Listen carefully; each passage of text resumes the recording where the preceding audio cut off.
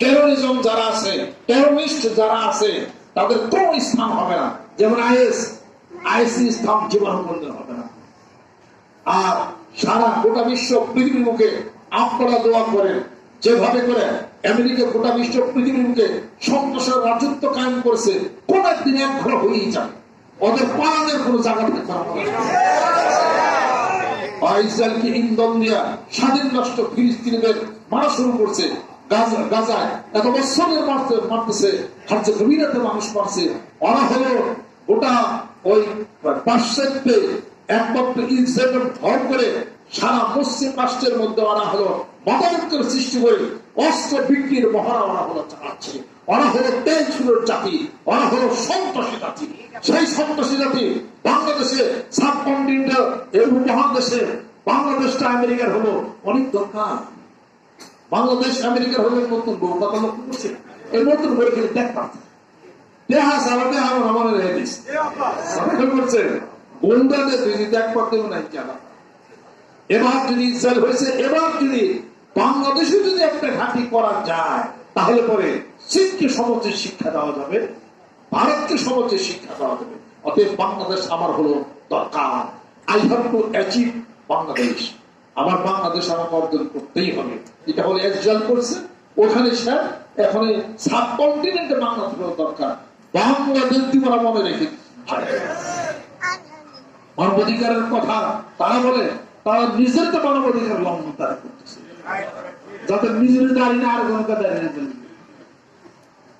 আমাদের চরমনের বিশ্ব আগের যিনি ছিলেন, ওনার তো এমনি একটু শ্যামলা রঙের ছিলেন, পুরান দেখা ওয়াজ করতেছে, দূর থেকে ওনার দাড়ি নেই এদিকে বোঝা, আসলে দাড়ি ঠিকই আছে।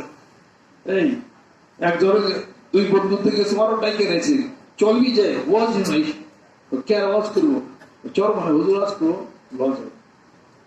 ওয়াজ তো ভালোই শুনছে।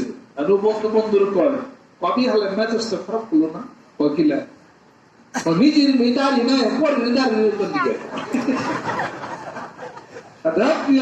দাড়ি ঠিক আছে, আমাদের কালো মানুষ তো দাঁড়িয়ে দেওয়া, আমার দাড়ি ঠিক আছে।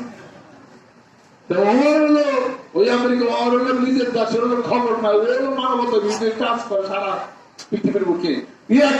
সংবাদিত নেতা তাদেরকে কুর্দিদেরকে ছাপাইয়া দিয়া তাকে ফাঁসির কাষ্টে ঝোলানো হয়েছে। তার একটাই হলো দোষ, সেখানে যে মানব বিধ্বংস অস্ত্র পাওয়া গেছে। এই 2 বছর পর্যন্ত সব জাতিসংঘ থেকে সব তালাশ করার পরে জাতিসংঘ রিপোর্ট দিছে কোন মানব বিধ্বংসী কোন অস্ত্র ইরাকে পাওয়া যায়। এটা মানলেন কিন্তু তার মানে সাদাম হোসেনটা একটা বীর পুরুষ ছিল। দেখেছে সাদ্দাম হোসেনকে বাঁচায় রাখলে আমার জন্য হুমকি হবে, লিবিয়ার মাম্মার গাদ্দাফিকে বাঁচায় রাখলে আমার জন্য হুমকি হবে। কিন্তু বহু মুসলমান, বহু খালেদ বিন ওয়ালিদ আছে, বহু আব্দুল্লাহ বিন সুলাইম হয়ে গেছে। জোরে জোরে সুবহানাল্লাহ। আল্লাহ রাসূল আল্লাহর পাগলরা মানিকন্দা পথ শহরের নেতৃত্ব করি, মাথায় টুপি দেয়া জিকির আজকার করে, আত্মশুদ্ধির ব্যবস্থা করে, এই দেশের জন্য সুখ শান্তি কামনা করে, আত্মর নামে 5 কোটি মানুষের টার্গেট নিয়ে মাঠে পয়দের নামছি, হয়ে যাবে ইনশাআল্লাহ।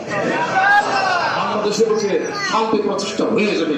কোরআন যদি হাতে থাকে, হাদিস হাতে থাকে, আমল যদি থাকে, রাসূলের আশীর্বাদ পাগল যদি হয়, আপনি যা বলবেন তা শুনতে পারতেন।